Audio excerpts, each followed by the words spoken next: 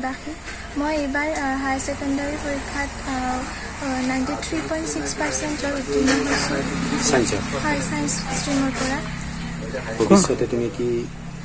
ভৱিষ্যতে মই ডক্টৰ হোৱাৰ আশা কৰো আমি দেখিছো তোমাৰ ঘৰ দুৱাৰ অৱস্থা ইমান এটা ঠিক নহয় কোন আছে ঘৰত মোৰ ঘৰত মা আৰু মোৰ ভণ্টি আৰু মই দেউতা যোৱা 4 বছৰ আগতে ঢুকাইছে কেনেকে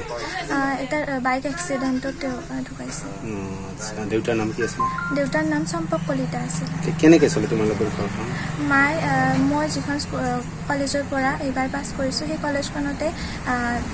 4th গ্ৰেডৰ এটা চাকৰি কৰে কৰ্মচাৰী হিচাপে কাম কৰে মই আমাক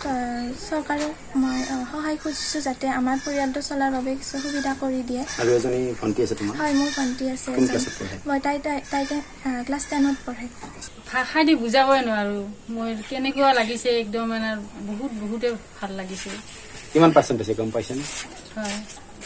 93.6 ভৱিষ্যতে চিকিৎসক হোৱাৰ সপোন দেখিছে আমি দেখিছো আপোনালোকৰ আৰ্থিক অৱস্থা কিছু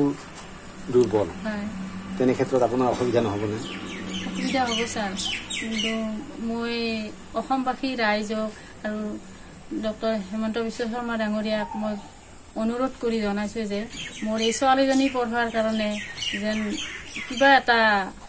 সাহায্য অনুদান দিয়ে তাৰ কাৰণে মই অনুৰোধ কৰিছো